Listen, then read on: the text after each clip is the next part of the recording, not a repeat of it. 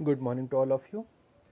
कल के video explanation में हमने हमारा टॉपिक स्टार्ट किया था एसिटिक अम्ल यानी कि एसिटिक एसिड के निर्माण की विधियाँ, method of preparation of acetic acid.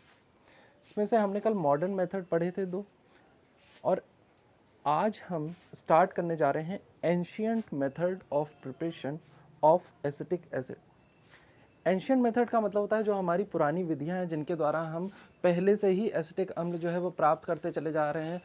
जब हमें बड़े पैमाने पर या बड़े स्तर पर इंडस्ट्रियल लेवल पर हमें एसिटिक एसिड फॉर्म करना होता था, इसमें 2 मेन मेथड ऑफ प्रिपरेशन है। पहला है हमारा पायरोलिग्नस एसिड, दूसरा है क्विक विनेगर प्रोसेस। यानी कि पहला है हमारा पायरोलिग्नस अम्ल से एसिटिक अम्ल प्राप्त करना, और दूसरा है शीघ्र सिरका विधि।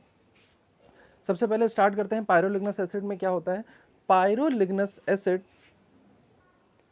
एक एसिड होता है जो हमें मिलता है डिस्टिलेट के रूप में जब हम वुड का डिस्ट्रक्टिव डिस्टिलेशन करवाते हैं। वुड के डिस्ट्रक्टिव डिस्टिलेशन का मतलब है लकड़ी को जलाना, लेकिन जलाते समय उसे जो ऑक्सीजन की सप्लाई दी जाती है वो इनसफिशिएंट सप्लाई होती है। यानी कि कम वायु की उपस्थिति में जब हम लकड़ी को जलाते हैं तो हमें डिस्टिलेट के रूप में पायरोलिग्नस एसिड जो है वो प्राप्त होता है। पायरोलिग्नस एसिड के अलावा और भी सब्सटेंस हमें प्राप्त होते हैं, वुड गैस है, कोल गैस है या कोल है, ये सारी चीज़ें भी हमें प्राप्त होती हैं, लेकिन हमें यहाँ पर सिर्फ किसकी ज़रूरत है, पायरोलिग्नस एसिड की। तो पहला पॉइंट आपका ये कि ये रेडिश ब्राउन कलर का एक्वस डिस्टिलेट होता है जो हमें प्राप्त होता है वुड के डिस्ट्रक्टिव डिस्टिलेशन से।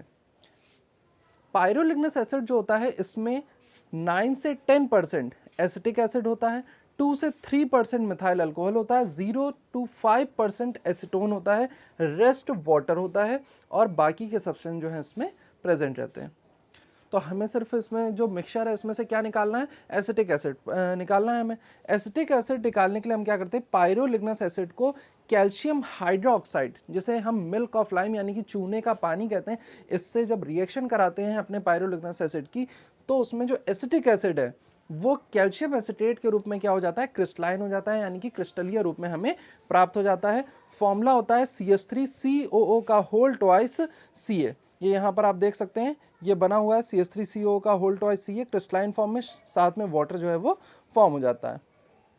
देन इसके बाद ये जो हमारा कैल्शियम एसिटेट है इसको हम क्या करते हैं, डिस्टिल्ड करते हैं with concentrate sulphuric acid when 50 to 60% solution of acetic acid is obtained. Means जो कैल्शियम एसिटेट है इसकी रिएक्शन हमें करानी है H2SO4 से, यानी कि सांद्र सल्फ्यूरिक अम्ल से। हम इसकी जब अभिक्रिया कराते हैं, देखिए यहाँ पर ये केमिकल रिएक्शन हो रही है, CH3CO का whole twice Ca plus H2SO4, तो हमें मिलता है एसिटिक अम्ल, एसिटिक एसिड 2 मोल्स 2 CH3COH यहाँ हमें मिल रहा है, साथ में कैल्शियम सल्फेट जो है वो निकल जाता है।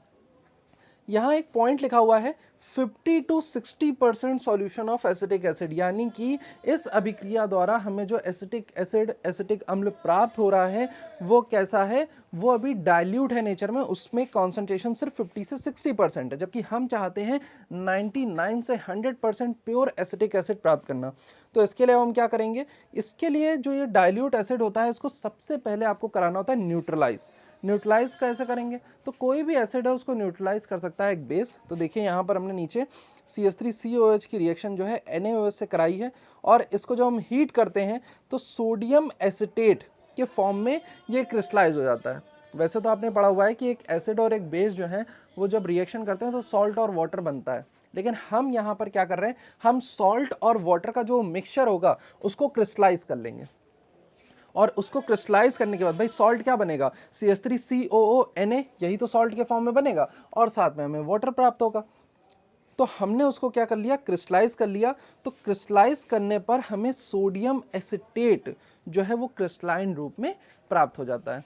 इस रिएक्शन को ध्यान से समझिए कि मैंने क्या कहा, मैंने कहा जब एक एसिड एक बेस से, एक अम्ल एक क्षार से अभिक्रिया करता है तो हमें सॉल्ट और वाटर ऑब्टेन्ड होता है, यानी कि हमें लवण मिलता है और हमें जल जो है वो प्राप्त होता है। तो हमने इस अभिक्रिया में जो लवण मिल रहा था, लवण क्या मिलेगा, लवण मिलेगा हमें सोडियम एसिटेट CH3COONa, साथ में वाटर के कुछ मॉलिक्यूल्स हमें प्राप्त होंगे।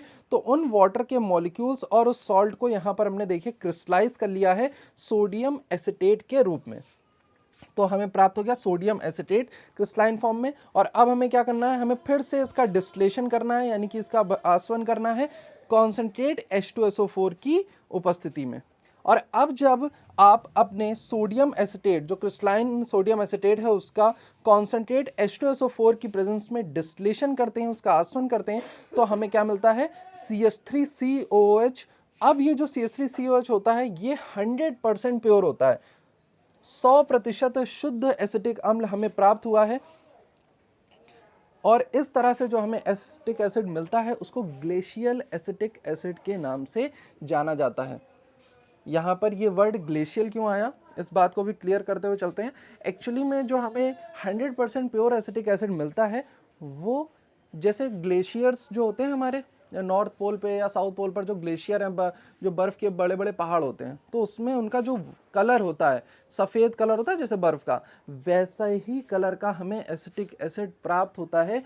इसलिए इस एसिड को या इस एसिटिक अम्ल को ग्लेशियल एसिटिक अम्ल या ग्लेशियल एसिटिक एसिड कहा जाता है। और ये रिएक्शन जो है हमारी यहाँ पर कंप्लीट होती है, ये प्रोसेस हमारी यहाँ पर कंप्लीट होती है।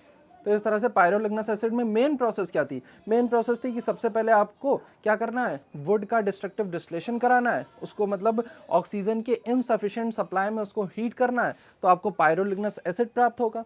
ये पायरोलिग्नस एसिड जो होता है ये मिक्सचर होता है 9 से 10% एसिटिक एसिड, 2 से 3% methyl alcohol, 0 to 0.5% acetone plus water and other substances. इसमें से हमें कौन सा पार्ट अलग करना था, हमें एसिटिक एसिड वाला पार्ट क्या करना था, अलग करना था। उसके लिए हमने क्या किया, अपने एसिटिक एसिड की रिएक्शन मिल्क ऑफ लाइम यानी कि कैल्शियम हाइड्रोक्साइड से कराई। जैसे ही हमारा एसिटिक एसिड कैल्शियम हाइड्रोक्साइड से रिएक्शन करता है तो ये तुरंत कैल्शियम एसिटेट के फॉर्म में क्या हो जाता है, क्रिस्टलाइन हो जाता है, यानी कि क्रिस्टल रूप में परिवर्तित हो जाता है। साथ में हमें वाटर मिलता है, तो वाटर की तो कोई रिक्वायरमेंट नहीं। अब ये जो हमें क्रिस्टलाइन कैल्शियम एसिटेट मिला, इसका हम करेंगे डिस्टिलेशन, यानी कि इसको डिस्टिल वाटर में डिसॉल्व करेंगे, किसकी प्रेजेंस में, H2SO4 सल्फ्यूरिक एसिड की प्रेजेंस में। तो जब हम कैल्शियम एसिटेट की रिएक्शन H2SO4 से कराते हैं तो हमें एसिटिक एसिड और कैल्शियम सल्फेट मिलता है। लेकिन इस तरह से जो कैल्शियम हमें एसिटिक एसिड प्राप्त हुआ है वो 50 से 60% ही प्योर होता है, यानी कि अभी भी हमारा जो एसिटिक अम्ल है वो कैसा है, डाइल्यूट है, यानी कि तनु अम्ल प्राप्त हुआ है। और हम चाहते हैं इसे 100% प्योर करना। तो 100% प्योर करने के लिए अब हम क्या करेंगे, सबसे पहले अपने एसिटिक एसिड को न्यूट्रलाइज कर लेंगे, यानी कि एक क्षार की सहायता से, एक बेस के हेल्प से इसे न्यूट्रलाइज कर लेते हैं। एसिड को न्यूट्रलाइज करने का काम जो होता है वो किसी बेस का होता है। छोटा सा चेंज करेंगे केमिकल रिएक्शन में, वो चेंज क्या है कि हमने जब एक एसिड की रिएक्शन एक बेस से कराई, यहाँ पर acidic acid CH3COOH aqueous sodium hydroxide से जब रिएक्शन करेगा तो हमें सॉल्ट और वाटर यानी कि लवण और जल प्राप्त होते हैं। बस हमें यहाँ पर उन जल को, जो जल के अणु होंगे और जो लवण होंगे यानी कि जो सॉल्ट होगा और वाटर होगा, इनको क्रिस्टलाइज कर लेना है। तो ये दोनों अलग अलग ना होकर के क्रिस्टल के फॉर्म में हमें प्राप्त होते हैं और हमें मिलता है सोडियम एसिटेट इन क्रिस्टलाइन फॉर्म, यानी कि क्रिस्टलीय सोडियम एसिटेट हमें प्राप्त होता है। अब हमें इस सोडियम एसिटेट के क्रिस्टल को क्या करना है, डिस्टिल कर लेना है, यानी कि वही फिर से डिस्टिल वाटर में इसको डिसॉल्व करना है, किसकी प्रेजेंस में, सांद्र H2SO4 की प्रेजेंस में। देखिए यहाँ पर डिस्टिलेशन हो रहा है कॉन्सेंट्रेट H2SO4 की प्रेजेंस में। तो हमारा जो सोडियम एसिटेट के क्रिस्टल हैं वो एसिटिक एसिड में डिसॉल्व हो जाते हैं। अब आप कहेंगे कि सर यहाँ पर कॉन्सेंट्रेट H2SO4 का क्या यूज़ है, तो आपको बहुत बार ये बताया जा चुका है कि जो H2SO4 होता है, सांद्र सल्फ्यूरिक अम्ल होता है, वो एक बहुत अच्छा डिहाइड्रेटिंग एजेंट होता है, जो कहीं से भी जल को क्या कर लेता है, अवशोषित कर लेता है, एक निर्जलीय कारक है। तो ये वाटर को यहाँ पर क्या कर लेता है, एब्जॉर्ब कर लेता है, और वाटर एब्जॉर्ब करके क्या हमें देता है CH3COOH। और इस तरह से जो हमें एसिटिक एसिड प्राप्त होता है वो 100% प्योर होता है और इसको कहा जाता है ग्लेशियल एसिटिक एसिड, यानी कि ग्लेशियल एसिटिक अम्ल।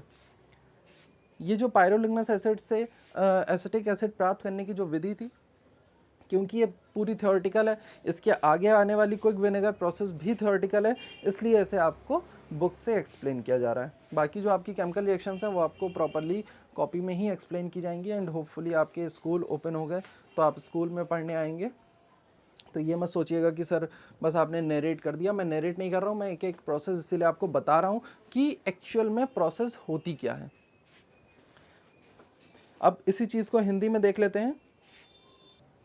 तो सबसे पहला पॉइंट कह रहे हैं कि लकड़ी के भंजक आसवन से प्राप्त होने वाला लाल भूरा जलीय अम्ल पायरोलिग्नस अम्ल कहलाता है। और लकड़ी का भंजन आसवन करना कैसे है?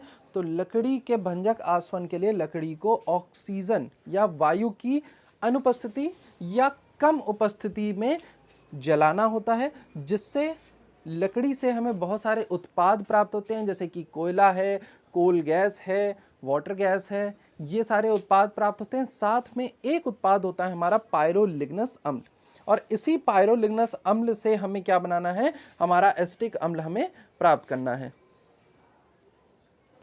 तो अब पायरोलिग्नस एसिड में एसिटिक एसिड कितना होता है? सिर्फ 9 से 10%। तो बस उसी 9 से 10% को हमें पूरी तरह से बाहर निकल करके 100% कंसंट्रेशन के रूप में, 100% सांद्रता के रूप में क्या कर लेना है? प्राप्त कर लेना है।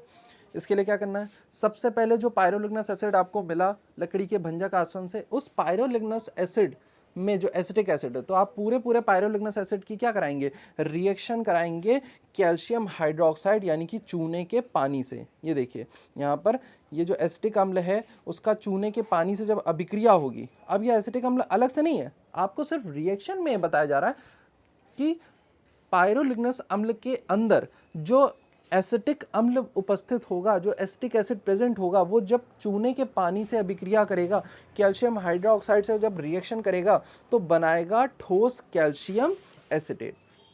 तो ये हमें यहाँ देखिए CH3CO का होल ट्वाइस Ca जो है वो प्राप्त हो रहा है, साथ में जल प्राप्त होता है। अब ये जो ठोस कैल्शियम एसिटेट हमें प्राप्त हुआ है, इसको हम क्या करेंगे? H2SO4 से इसकी क्रिया कराएंगे। सल्फ्यूरिक अम्ल से जब हम इसकी क्रिया कराते हैं तो हमें क्या प्राप्त होता है? देखिए यहाँ पर रिएक्शन में CH3CO के whole twice Ca plus H2SO4 दे रहे हैं 2CH3COH प्लस CaSO4, यानी कि जब हम अपने ठोस कैल्शियम एसिटेट की अभिक्रिया सल्फ्यूरिक अम्ल से कराते हैं तो हमें एसिटिक अम्ल और कैल्शियम सल्फेट प्राप्त होता है। लेकिन इस तरह से जो हमें एसिटिक अम्ल प्राप्त हुआ है वो सिर्फ 50 से 60% ही कॉन्सेंट्रेट होता है, यानी कि उसकी जो सांद्रता होती है वो सिर्फ 50 से 60% होती है, जबकि हमें जो अम्ल चाहिए वो 100% कॉन्सेंट्रेट चाहिए, 100% सांद्र एसिटिक अम्ल चाहिए। तो इसके लिए अब क्या करेंगे? इसके लिए सबसे पहले जो हमें एसिटिक अम्ल प्राप्त हुआ है उसको उदासीन करेंगे सोडियम हाइड्रोक्साइड से रिएक्शन करा के। तो ये यहाँ पे हमने क्या किया हुआ है, देखिए एसिटिक अम्ल की रिएक्शन सोडियम हाइड्रोक्साइड से कराई हुई है, तो हमें प्राप्त होता है सोडियम एसिटेट क्रिस्टल रूप में, यानी कि ठोस रूप से हमें सोडियम एसिटेट प्राप्त होता है। मैं ये चीज़ पहले भी रिपीट कर चुका हूँ, जब एक अम्ल एक क्षार से अभिक्रिया करेगा तो हमें लवण और जल प्राप्त होगा। वो लवण होगा CH3CONa और जल का फॉर्मूला होता है H2O। तो हमने यहाँ पर जो जल और लवण प्राप्त हुआ उसको क्रिस्टलाइज कर लिया है, यानी कि उसको क्रिस्टलीय रूप में परिवर्तित कर लिया है। तो ये दोनों एक साथ हमें प्राप्त होते हैं, ठोस रूप में सोडियम एसिटेट हमें प्राप्त हो जाता है। और इस सोडियम एसिटेट की यहाँ पर देखिए, इस सोडियम एसिटेट के आगे ही एरो लगा हुआ है, इस सोडियम एसिटेट का फिर से हमें आसवन करना है, सांद्र H2SO4 के साथ इसकी अभिक्रिया करानी है। तो जब हम सांद्र H2SO4 के साथ इसकी अभिक्रिया कराते हैं तो हमें फाइनली CH3COOH यानी कि एसिटिक अम्ल प्राप्त हो जाता है। और अब जो एसिटिक अम्ल प्राप्त होता है वो 100% प्योर होता है, 100% शुद्ध होता है। इस तरह के एसिटिक अम्ल को ग्लेशियल एसिटिक अम्ल कहा जाता है, क्योंकि इसका जो रंग होता है वो ग्लेशियर पर, जो हमारे बर्फ़ के पहाड़ होते हैं उन पर जमी जो बर्फ़ होती है उसके रंग से मिलता है। मतलब जैसे हमारे बर्फ़ का रंग होगा, पहाड़ों पर जो बर्फ़ होती है, ग्लेशियर्स पर जो बर्फ़ जमी होती है उसका जैसा रंग होता है, वैसे ही इस ग्लेशियल एसिटिक एसिड का, इस एसिटिक अम्ल का रंग होता है। इसलिए 100% शुद्ध एसिटिक अम्ल को ग्लेशियल एसिटिक अम्ल कहा जाता है। इसके बाद जो हमारी दूसरी प्रोसेस है वो है क्विक विनेगर प्रोसेस। इसे शीघ्र सिरका विधि भी कहते हैं। क्विक विनेगर प्रोसेस को समझने के लिए, क्योंकि ये तो पायरोलिग्नस एसिड से भी ज़्यादा थ्योरेटिकल है, इसमें आपको अपनी तरफ से बस डायग्राम को एक्सप्लेन करना है कि डायग्राम में हो क्या रहा है, और उसके बाद जो है बस एक नीचे जो आप केमिकल रिएक्शन देख रहे हैं वो लिख करके आनी है। अगर वहाँ पर लकड़ी की छीलन से एसिटिक अम्ल प्राप्त करने की बात आती है, या वो कहे कि क्विक विनेगर प्रोसेस से आप क्या समझते हैं, what do you mean by quick vinegar process, explain it with diagram, तो आप ये प्रोसेस लिख करके आएंगे। तो इसमें डायग्राम ही इंपॉर्टेंट है। इसका डायग्राम अगर आपने समझ लिया अच्छे से तो आप इसको बहुत अच्छे से एक्सप्लेन कर सकते हैं। अब देखिए इसमें है क्या। इसमें सबसे पहले तो एक ग्लास के जैसा स्ट्रक्चर दिख रहा होगा आपको। ये ग्लास के जैसा जो स्ट्रक्चर है ये एक्चुअली में लकड़ी का बना होता है। एक बड़ा सा वेसल होता है, यानी कि बड़ा सा पात्र होता है, बर्तन होता है जो लकड़ी से बना है। इसमें आप फिर देख रहे हैं ऊपर से लिखा हुआ है डाइल्यूट इथाइल अल्कोहल, यानी कि तनु इथाइल अल्कोहल ऊपर से ड्रॉप बाय ड्रॉप क्या कराता है, इसमें गिराया जाता है। नीचे यहाँ पर बीच में लिखा है वुड स्क्रैप। वुड स्क्रैप का मतलब होता है यहाँ पर लकड़ी की छीलन भरी होती है, और ऊपर से जो इथाइल अल्कोहल गिर रहा है वो एक साथ ना गिरे, इसलिए वहाँ पर परफोरेटेड वुड का बोर्ड लगाया हुआ है, यानी कि दानेदार लकड़ी का एक बोर्ड लगाया हुआ है। दानेदार का मतलब उसमें छोटे छोटे छेद होते हैं, परफोरेटेड का मतलब होता है छिद्रदार, जिसमें से बूंद बूंद जो है इथाइल अल्कोहल नीचे टपकता रहता है, और ये जो लकड़ी की छीलन है, जो वुड स्क्रैप है, इसमें से पास होता है। इस वुड स्क्रैप में हमें साथ में एक बैक्टीरिया डालना होता है जिसका नाम है माइकोडर्मा एसिटाई। नीचे लिखा हुआ है, देखिए यहाँ पर जब केमिकल रिएक्शन हो रही तो वहाँ पर माइकोडर्मा एसिटाई लिखा हुआ है। जो टेम्परेचर है वो 35 डिग्री सेल्सियस या 30 डिग्री सेल्सियस से ज़्यादा नहीं रखना है, क्योंकि जो बैक्टीरिया होते हैं वो केवल रूम टेम्परेचर 25 से लेकर के 35 डिग्री सेल्सियस तक ही एक्टिव रहते हैं, इसके बाद वो इनएक्टिव हो जाते हैं। तो यहाँ पर उनकी जो क्रियाविधि है वो पूरी नहीं हो पाएगी।